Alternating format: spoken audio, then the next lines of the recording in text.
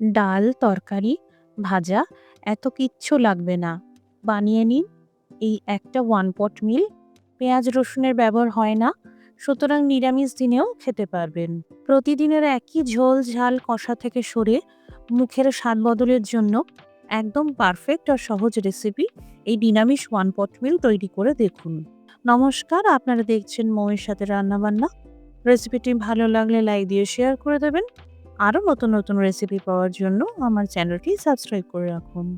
প্রথমে একটা কাপের মাপ করে নিলাম টোটাল 2.5 কাপ চাল। যে কোনো চাল দিয়েই এই ওয়ান পট মিল বানানো যাবে। আপনারা চাইলে গোবিন্দভোগ আতপ চালেরও ব্যবহার করতে পারেন। এই চাল খুব ভালো করে ধুয়ে নিতে হবে। এই ওয়ান পট মিল বানানোর জন্য চাল ভেজানোর প্রয়োজন নেই।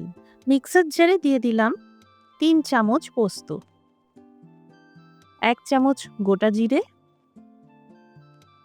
3টে ছোট এলাচ, 2 টুকরো দারচিনি, একটা শুকনো আস্ত লঙ্কা। যারা ঝাল পছন্দ করেন না দেবেন না। ছোট চায়ের কাপের হাফ কাপ কুচানো ধনেপাতা। সামান্য জল দিয়ে বা যতটুকু প্রয়োজন মতন জল দিয়ে বেটে নিতে হবে। এখানে ধনেপাতার ব্যবহার করা হয়েছে সুন্দর গন্ধ আর স্বাদ বাড়ানোর জন্য। এখন শীতের ধনেপাতায় যেমন গন্ধ থাকে তেমনই টেস্ট থাকে, সুতরাং ধনেপাতা অবশ্যই দেবেন। এখানে কড়াইতে পরিমাণ মতন তেল গরম করে নিয়েছি। আমি এখানে সানফ্লাওয়ার অয়েলের ব্যবহার করেছি, আপনারা যে কোনো তেল দিয়ে রান্নাটা করতে পারবেন। ভেজে নিচ্ছি কেটে রাখা আলু। একটা বড় সাইজের আলুকে চৌকো করে কেটে নিয়েছি। আলু ভাজার পর ভেজে নিচ্ছি কেটে রাখা ফুলকপি। এখানে 2টো ছোট সাইজের ফুলকপির ব্যবহার করা হয়েছে। এই ওয়ান পট মিল বানাতে আপনারা পছন্দসই যে কোনো সবজির ব্যবহার করতে পারেন, এছাড়া ব্রকলির ব্যবহারও করতে পারেন। এই ওয়ান পট মিল রান্নার স্বাদ যদি বাড়াতে চান অবশ্যই সবজিগুলো এইভাবে ভেজে নেবেন, না হলে রান্নার পর সবজিগুলো খেতে ভালো লাগবে না। কড়াইতে একদমই তেল নেই, তাই আরেকটু তেল দিয়ে দিলাম। ফোড়নে ভেজে নিচ্ছি 1 চা চামচ গোটা জিরে, একটা তেজপাতা। এবার দিয়ে দিলাম এই বেটে নেওয়া আদা আর কাঁচা লঙ্কার পেস্ট।